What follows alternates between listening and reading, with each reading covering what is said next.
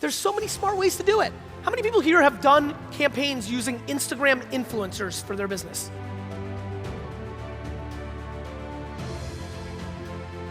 You need to bet on your strengths and don't give about what you got.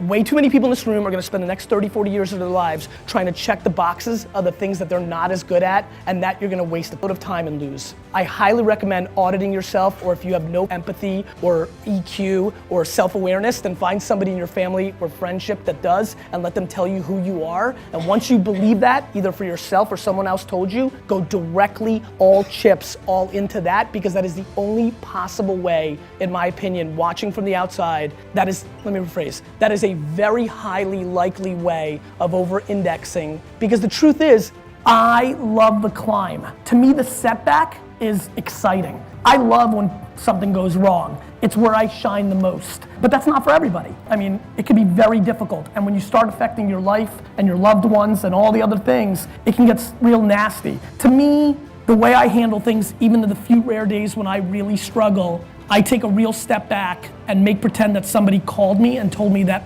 my mother or daughter were killed. And I apologize, but it's really what I do. I literally am able to, at my deepest, most struggling moment within business, take a step back and remind myself that I could make $1 trillion tomorrow on Bitcoin. And if something bad happened to the people I love the most, that it would mean nothing. And it very consistently rewires me very quickly.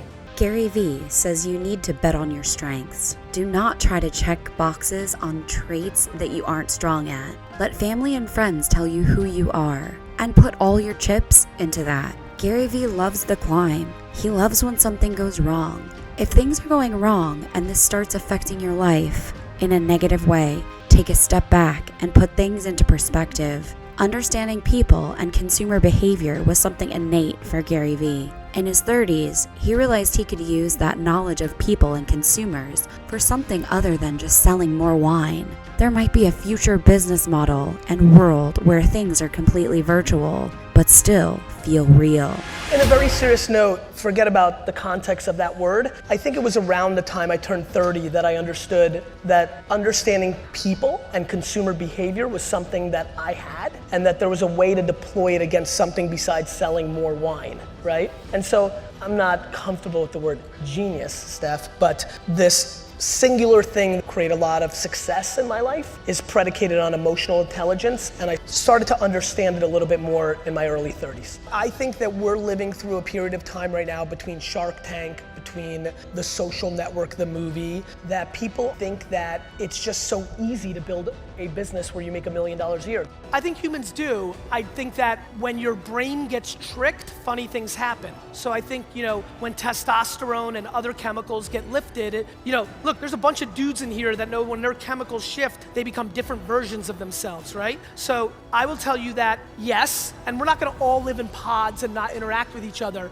but I would tell you right now, I'm talking 20 years from now, I think we're seeing the early stages now, but I'm completely convinced we're gonna spend an enormous amount of time, maybe not in our homes. Like I'm trying to think about should I invest in real estate and convert them into resorts I'm trying to figure it out, because there's gonna be some amazing businesses built on the back of this new world. What if we all literally felt we were here right now and we were just not here? I mean, I know, I get it, but I'm telling you, sit here in 1988, let me be somebody that told you about the internet in 2016, and they would never believe you. Do you know how fast things happen? Internet dating was weird and taboo 7 years ago.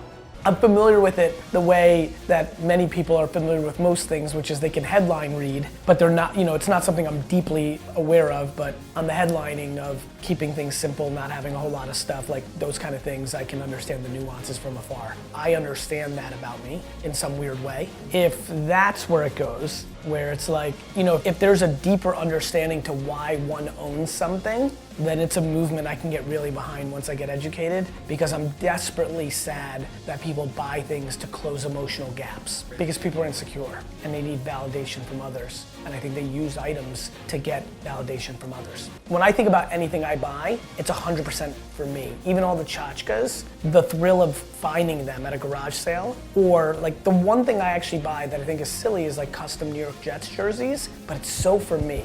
And I'm happy that I don't buy things for other people's opinions, but I think most people do. Thanks for watching. Don't forget to like, subscribe, and comment for more content.